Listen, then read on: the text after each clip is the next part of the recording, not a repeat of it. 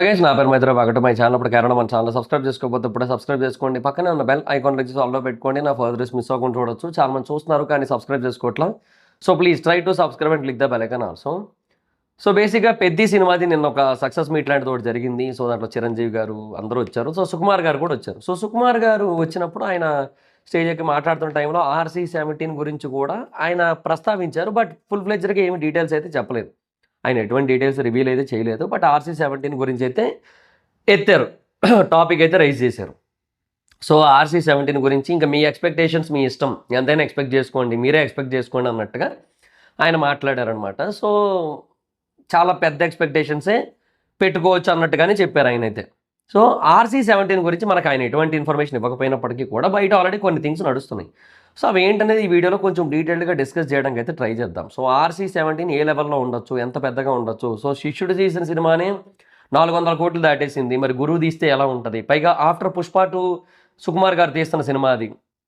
So అది ఇంకెంత పెద్దగా ఉంటుంది అన్న ఒక పాయింట్ ఉంది కదా.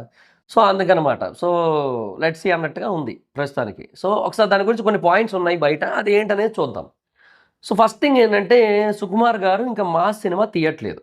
ఓకే, సో రంగస్థలం ఆల్రెడీ తీశారు, తర్వాత పుష్ప తీశారు, పుష్ప 2 తీశారు, ఇవన్నీ కూడా మాస్ సినిమాలు. సో పుష్ప 2 ఇంకా మాస్ కమర్షియల్ జోనర్లోకి వెళ్ళిపోయింది. బట్ పుష్ప 1 మటుకు mass cinema, out right mass cinema అది. సో రంగస్థలం అవుట్ రైట్ మాస్ సినిమా అది. సో ఇటు కొంచెం అంటే కొంచెం దెబ్బ వేసింది. అంటే లైక్ ఆయనకి ఏంటంటే పుష్ప 1 తీసినట్టుగా పుష్ప 2 తీయడానికి అవ్వలేదు ఆయనకి. ఎందుకో మరి ఇంకా ఆయనకే తెలియాల్సి ఉంది మనకి. సో ఎందుకంటే పుష్ప 1ని మాస్ వెర్షన్లో తీసి తర్వాత సెకండ్ దాంట్లో కమర్షియల్ ఎలిమెంట్స్ బాగా పెట్టారు. But end of the day అది వర్కౌట్ అయింది, అది వేరే విషయం. చాలా పెద్ద రికార్డులు కొట్టింది, అది వేరే విషయం. సో కలెక్షన్స్ అన్నీ కూడా చాలా బాగా వచ్చినాయి, అంతా కూడా బాగుంది. సో నో ఇష్యూస్ ఎక్కడా కూడా. So okay, fine and good. అయితే సో బట్ అయినా కూడా ఆయన ఏంటంటే ఈ మాస్ జోనర్ని ఇంక వదిలేద్దాం అనుకుంటారు. ఎందుకంటే రంగస్థలం తీశారు, ఈ పుష్ప తీశారు, పుష్ప 2 తీశారు, అంతా. సో చాలా ఏళ్ళుగా ఆయన అదే జోనర్లో ఉండిపోయిన ఫీలింగ్ ఉంటుంది కదా ఆయనకి. సో అందుకని ఆయన ఆ జోనర్ దాటి బయటకు వద్దామని అయితే ఫిక్స్ అయ్యారు. సో అందుకని RC-17 మాస్ సినిమా అయితే కాదు. సో రంగస్థలం లాంటి ఒక సినిమా అని మీరు ఎక్స్పెక్ట్ చేస్తున్నట్టయితే అది జరగని పని. ఎందుకంటే జనరల్గా ఒకటి, ఇప్పుడు కొంతమంది డైరెక్టర్స్ ఉంటారు, వాళ్ళ నుంచి ఏంటంటే ఒకటే జోనర్ సినిమాలు వచ్చినా యాక్సెప్ట్ చేస్తారు. ఫర్ ఎగ్జాంపుల్ సందీప్ రెడ్డి వంగ, ప్రశాంత్ నీల్, వీళ్ళ నుంచి అలాంటి జోనర్ సినిమాలు వస్తే యాక్సెప్ట్ చేస్తారు. ఈవెన్ లోకేష్ కనగరాజు నుంచి కూడా అదే జోనర్ సినిమాలు వస్తే యాక్సెప్ట్ చేసును. ఆయనే మధ్యలో అనవసరంగా జోనర్ మార్చి మధ్యలో కూలీ అని ఒకటి తీసి కూలీచి గుద్దించుకున్నట్టు అయింది మనకి. సో అట్లా అయిపోయింది. ఇప్పుడు మళ్ళీ AA-23 అది జోనర్ షిఫ్టే, అది అవుట్ రైట్ జోనర్ షిఫ్ట్. అది ఏంటంటే ఆయన డ్రీమ్ ప్రాజెక్ట్, అది ఇరుంబకై మాయావి. ఆయన అది తీస్తున్నాడు ఇప్పుడు. ఎందుకనేది ఇంకా ఆయనకే తెలియాలి. But end of the day genre shift అయినా సరే కొన్నిసార్లు కొంతమంది డైరెక్టర్స్ చాలా మంచి సినిమాలు తీస్తారు. ఇప్పుడు సుకుమార్ గారే తీసుకుంటే ఎగ్జాంపుల్, ఆయన బేసిక్గా మధ్య మధ్యలో ఎన్నో సినిమాలు తీశారు. ఆయన లవ్ స్టోరీలు తీశారు, ఆయన బేసిక్గా థ్రిల్లర్ తీశారు, 1 నేనొక్కడిని, నాన్నకు ప్రేమతో. అది బేసిక్గా ఎక్సలెంట్ మైండ్ గేమ్ సినిమా ఉంటుంది, మైండ్ బ్లోయింగ్ సినిమా అది, నాన్నకు ప్రేమతో.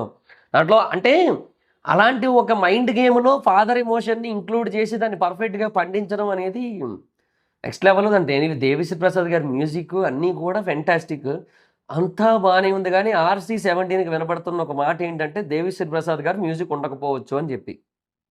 అంటే అది మైత్రి మూవీ మేకర్స్ కదా RC-17. సో దేవిశ్రీ ప్రసాద్ గారి మ్యూజిక్ ఉండకపోవచ్చు, ఎందుకంటే దేవిశ్రీ ప్రసాద్ గారికి మైత్రికి కొంత చెడింది. ఎంత కాదన్నా పుష్ప 2 టైంలో ఉస్తాద్ భగత్ సింగ్లో కనబడింది ఆ టైంలో. సో ఆల్టర్నేట్ కింద అప్పుడేమో శామ్సియస్ని, మొన్నేమో తమన్ గారిని ఇట్లా వాడి వాళ్ళ మ్యూజిక్లు ఆల్టర్నేట్ మ్యూజిక్లు వాడి అన్నీ చేశారు. సో అంటే దేవిశ్రీ ప్రసాద్ గారు అటు ఎల్లమ్మతో కూడా కొంచెం బిజీగా ఉన్నారు, నేను కాదనంటే. But at the same time ఎక్కడో ఏదో చెడింది వీళ్ళిద్దరి మధ్య ఒక ఫీలింగ్ అయితే ఉంది. సో RC-17కి ఇంకా ఎటువంటి కమిట్మెంట్స్ లేవు. సో పుష్ప 2 టైంకి చెడే టైంకి ఉస్తాద్ భగత్ సింగ్ కమిట్మెంట్ అయిపోయింది. సో కమిట్మెంట్ అయిపోయింది కాబట్టి ముందుకెళ్ళారు. బట్ ఇప్పుడు RC-17 విషయంలో మటుకు మరి కమిట్ అవుతారు లేదు తెలీదు. బట్ మరి సుకుమార్ గారు లేదు నాకు దేవిశ్రీయే కావాలంటే ఏమో, లేదంటే ఇంకా అనిరుద్ధ్ని పట్టుకొస్తారు. ఇంకా ఎంత రెమ్యునరేషన్తో ప్రాబ్లం లేదు కదా వీళ్ళకి, ఎంతైనా పర్లేదని పెట్టేస్తారు. సో అట్లా అనిరుద్ధ్ని పట్టుకొచ్చేస్తారు నాకు తెలిసి. అంతే నాకు తెలిసి అలాగే ఉంటుంది అనుకుంటున్నాను నేనైతే. లెట్స్ సీ, చూద్దాం మరి ఇంకా ఏంటి పరిస్థితి అనేది. సో RC-17 బేసిక్గా సరే అది పక్కన పెడితే, ఇంకా ఈయన బేసిక్గా మధ్యలో చాలాసార్లు జోనర్ మార్చి చాలా ఫెంటాస్టిక్ సినిమాలు తీసిన సందర్భాలు కూడా ఉన్నాయి సుకుమార్ గారు. సో ఇవన్నీ ఉన్నాయి కాబట్టి ఎంత కాదనుకున్నా సరే ఈయన నుంచి కూడా ఒక డిఫరెంట్ జోనర్ ఎక్స్పెక్ట్ చేస్తారు ఇప్పుడు. అండ్ దానికి తగ్గట్టుగా ఆయన కూడా ఒక డిఫరెంట్ జోనర్ని అయితే పిక్ చేసుకున్నారు. మోస్ట్లీ సైన్స్ ఫిక్షన్ గానీ, లేదంటే ఏదైనా ఒక లైక్ థ్రిల్లర్ ఆ జోనర్‌లో కూడా ఉండొచ్చు. లైక్ ఈ 'నాన్నకు ప్రేమతో', 'వన్ నేనొక్కడినే' ఆ జోనర్‌లో కూడా ఉండొచ్చు అని జెప్పి గూడా ఒక పాయింట్ అయితే నడుస్తోంది. 'బ్లాక్ హార్స్' అన్న ఒక పేరు బాగా సర్క్యులేట్ అవుతుంది ఆ టైంలో. సో, మరింకా అంటే ఆ సినిమా పేరు 'బ్లాక్ హార్స్' అని జెప్పి. సో, నల్ల గుర్రం. సో, ఏమో మరింక ఆ పేరే ఫిక్సా కాదా అనేది మనకు తెలీదు ప్రస్తుతానికి. బట్ అదైతే సర్క్యులేట్ అవుతోంది. ఈ 'బ్లాక్ హార్స్' అనే పేరైతే బానే తిరుగుతోంది. సో, మరింక చూడాలి మరింక ఏం జేస్తారు, ఏంటి అనేది. 'బ్లాక్ హార్స్' అయితే మటుకు నాకు తెలిసి పర్ఫెక్ట్ యాప్ట్ టైటిల్ అని ఫీల్ అవుతా నేనైతే మటుకు. అంటే ఆ కథ ఒకవేళ ఇఫ్ ఇన్ కేస్ ఆ సైన్స్ ఫిక్షన్ అదంతా కూడా కాదు. ఒకవేళ వేరే ఏదైనా థ్రిల్లర్ ఆ జోనర్‌లో వస్తుందన్నట్టయితే. లేదు సైన్స్ ఫిక్షన్ అయితే మరి వేరే పేరుంటే బెటర్ నాకు తెలిసి. సో, చూద్దాం మరింక. సో, అదొకటైతే నడుస్తోంది. సో, జోనర్ షిఫ్ట్ నడుస్తోంది. సో, చాలా స్టైలిష్‌గా ఉండబోతున్నారు 'రామ్ చరణ్' గారు అనే పాయింట్ కూడా నడుస్తోంది. So, never before stylish. Even ఇప్పుడు 'పెద్దిలో' కూడా బేసిక్‌గా ఆ మాస్ లుక్ ఏదైతే ఉందో దాంట్లో బేసిక్‌గా కొంచెం బానే చూపిచ్చారు. అంటే ఆ కుస్తీ టైంలో చాలా బాగా చూపిచ్చారు. అదంతా కూడా బావుంది. Everything is fine and good. కాకపోతే ఇంకా స్టైలిష్‌గా ఇప్పుడు 'ధ్రువ' టైంలో ఎంత స్టైలిష్‌గా ఉన్నారో దానికి డబల్ అన్నట్టుగా అట్లా ఏదో సంథింగ్ ఒక పాయింట్ అయితే నడుస్తోంది బయట. చూడాలి మరింక. సో, అది ఎంతవరకు వాస్తవం ఏంటనేది మనకు ఐడియా లేదు. బట్ ఇవన్నీ కూడా తిరుగుతున్నాయి బయట. కొన్ని అప్డేట్స్ లాగా అంటే ఆ మధ్యే వచ్చాయి. బేసిక్‌గా ఇనీషియల్‌గా అనుకున్న స్టోరీ వేరు. తర్వాత స్టోరీ మార్చారు. సో, అది మార్చడం వల్ల కూడా కొంచెం డిలే అవుతోంది. షూటింగ్ అయితే మొదలవ్వడానికి అని చెప్పి చెప్తున్నారనమాట. సో, 'ఆర్‌సీ-17' బేసిక్‌గా డెఫినిట్‌గా త్వరలోనే స్టార్ట్ అవుతది. టైం అయితే పడతది. ఇప్పుడు ఇది జూన్ గదా! సో, మోస్ట్‌లీ ఆగస్ట్ నాటికి స్టార్ట్ అవ్వచ్చు. ఆగస్ట్ ఎండింగ్‌కో ఎప్పుడో సెప్టెంబర్‌లో స్టార్ట్ అవ్వచ్చు షూటింగ్ అయితే. కాకపోతే ఒక డౌట్ ఏంటంటే కథ మొత్తం రెడీ చేసుకొని షూటింగ్‌కెళ్తారా? లేదంటే 80% ఆఫ్ మూవీ రెడీ అయిపోయాక ఎళ్ళిపోతారా అనేది ఒక డౌట్ అనమాట. సో, అది పాయింట్. అంటే ఇప్పుడు ప్రస్తుతానికైతే ఇంకా కథ పూర్తవ్వలేదన్నట్టే ఉంది. ఇంకా 80% అంటే స్క్రీన్ ప్లే అదంతా ఉంటాయి కదా! సో, అది ఇంకా ఫినిష్ అవ్వాల్సి ఉంది కొంత.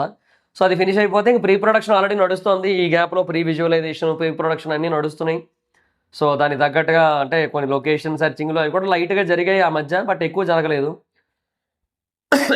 'నాని' గారి సినిమాకి, తర్వాత లోకేష్ గారిది, అల్లు అర్జున్ గారి సినిమాకి చాలా హెవీగా లొకేషన్‌లు షూటింగ్ అంటే లొకేషన్ స్కౌటింగ్ జరిగింది. అంటే 'నాని' గారి సినిమాకేమో ఆయన 'సుజిత్', దీనికేమో లోకేష్. బాగా తిరిగారు ఈ మధ్య కాలంలో. బట్ అంత లెవెల్‌లో అయితే లొకేషన్ స్కౌటింగ్ అయితే జరగలేదు గానీ, బట్ మేబీ కొంతవరకు జరిగింది. సో, మేబీ ఫర్దర్‌గా చేస్తారేమో. సో, అంటే మేబీ అవుట్‌డోర్స్‌లో ఎక్కువ చేస్తారా? లేదంటే సెట్స్‌లో ఉంటదా? లేదంటే గ్రీన్ స్క్రీన్ బేసిస్ మీద ఉంటదా? సైన్స్ ఫిక్షన్ అయితే mostly green screen or blue screen ఉంటది. ఎందుకంటే ఇప్పుడు 'కల్కి' సినిమా తీశారు. 'శంబాల' ఉందంటే 'శంబాల' కట్టేయలేరు కదా అక్కడ.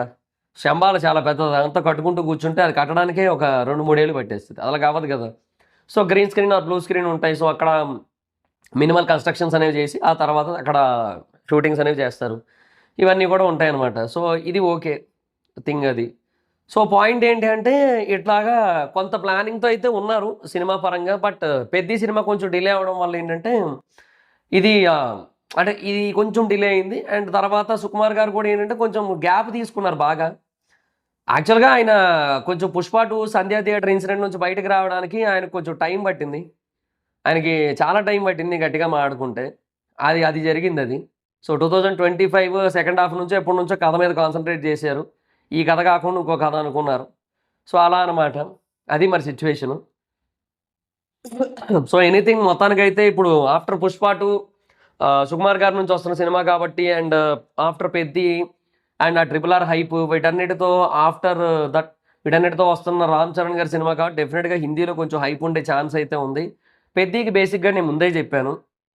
'పెద్ది'కి బేసిక్‌గా తక్కువ హైపే ఉంటదని చెప్పి. ఈవెన్ భోపాల్‌లో ఒక ఈవెంట్ చేశారు. వేరే సిటీస్‌లో కూడా చాలా ప్రమోషన్ చేశారు. హిందీ మీడియాతో కూడా కంటిన్యూయస్‌గా ఇంటరాక్ట్ అవుతూ వచ్చారు. బట్ అయినా కూడా చాలా తక్కువ కలెక్షన్స్ వచ్చాయి 'పెద్ది'కి హిందీలో.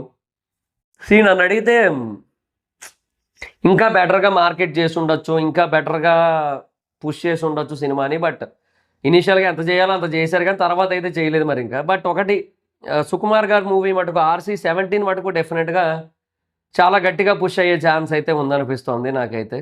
సో, హిందీ మార్కెట్‌లో especially. So, from the director of 'Pushpa', from the actor of 'triple R'. So, అట్లా. So, like 'Pushpa' 'triple R' collaboration అన్నట్టుగా ఒకటొస్తది కదా! ఆ బేసిస్ మీద అనుకుంటున్నాను నేను. సో, ఇది మళ్ళీ అల్లు అర్జున్ గారు ఎప్పుడైనా రాజమౌళి గారి డైరెక్షన్‌లో చేస్తే అప్పుడు కూడా ఇదే చెప్పొచ్చు. బట్ ఈ గ్యాప్లో అల్లు అర్జున్ గారి బ్రాండ్, రాజమౌళి గారి బ్రాండ్ అవన్నీ వేరే ఉంటాయి కాబట్టి అది వేరే విషయం. లెట్స్ సీ చూద్దాం మరి ఇంకా. సో ఇట్లా ఏదైనా సరే మొత్తానికి ఈ కాంబినేషన్ చాలా అంటే చాలా ఫెంటాస్టిక్ ఉంటుందన్న ఫీలింగ్ అయితే ఉంది. Because we have seen Rangasthalam already చూసాం మనం. సో అలాంటి ఒక అద్భుతమైన సినిమా తర్వాత మళ్ళీ వీళ్ళు వస్తున్నారంటే ఆబ్వియస్లీ ఫెంటాస్టిక్ ఎక్స్పెక్టేషన్స్ ఉంటాయి. That to pan Indian cinema. ఇప్పుడు సుకుమార్ గారికి కూడా పాన్ ఇండియన్ సినిమా మీద ఫుల్ ఫ్లెడ్జ్డ్ గ్రిప్ వచ్చేస్తుంది కదా. So post Pushpa. సో రంగస్థలం కూడా పాన్ ఇండియన్ సినిమాని, నాన్నక ప్రేమతో పాన్ ఇండియన్ సినిమాని, వన్ నేను ఒక్కడనే పాన్ ఇండియన్ సినిమాని. సుకుమార్ గారు చాలా పాన్ ఇండియన్ సినిమాలు తీశారు. ఆర్య కూడా పాన్ ఇండియన్ సినిమాని, పాన్ ఇండియన్ లవ్ స్టోరీ అది. అది అప్పట్లోనే హిందీలో కనుక రిలీజ్ అయ్యి ఉంటే భలే ఉన్ను ఏమో. బట్ ఎనీ మొత్తానికి సుకుమార్ గారు, రామ్ చరణ్ గారు ఒక రైట్ వేలో వెళ్తున్నారు ఇప్పుడైతే. సో లెట్స్ సీ చూద్దాం. సో ఇది RC-17 ఒక సిచ్యువేషన్. సో ఆ బ్లాక్ హార్స్ ఇదర్ సైన్స్ ఫిక్షన్ ఆర్ ఏదైనా థ్రిల్లర్ జోనర్ అలా ఉండే ఛాన్స్ అయితే ఉంది. అండ్ తర్వాత మోస్ట్లీ ఈ ఇయర్ సెప్టెంబర్ నుంచి షూటింగ్ అయితే మొదలవచ్చు. సో మనకి రిలీజ్ ఎప్పుడయ్యా అంటే 2028 బిగినింగ్, అంతే. బిగినింగ్ అంటే ఫస్ట్ హాఫ్ 2028 ఫస్ట్ హాఫ్లో రిలీజ్ అవుతుంది. అది మరి సిచ్యువేషన్. సో మీ ఒపీనియన్ ఏంటనేది కింద కామెంట్ సెక్షన్లో చెప్పండి RC-17 మీద. So that's guys, this the video కనుక మీకు నచ్చినట్టయితే లైక్ చేసి వీడియోని షేర్ చేయనప్పుడు కారణం మన ఛానల్ సబ్స్క్రైబ్ చేసుకోకపోతే ఇప్పుడు సబ్స్క్రైబ్ చేసుకోండి. పక్కనే ఉన్న బెల్ ఐకాన్ క్లిక్ ఆల్లో పెట్టుకోండి. నా ఫర్దర్ మిస్ అవ్వకుండా చూడొచ్చు. చాలా మంది చూస్తున్నారు కానీ సబ్స్క్రైబ్ చేసుకోవట్లా. So please try to subscribe, click the bell icon also. నా ఇన్స్టాగ్రామ్ ఐడి మాత్రం అక్కడ వచ్చి ఫాలో అవచ్చు. Thank you so much. బాబు మీటర్ నెక్స్ట్ వీడియో. బాయ్.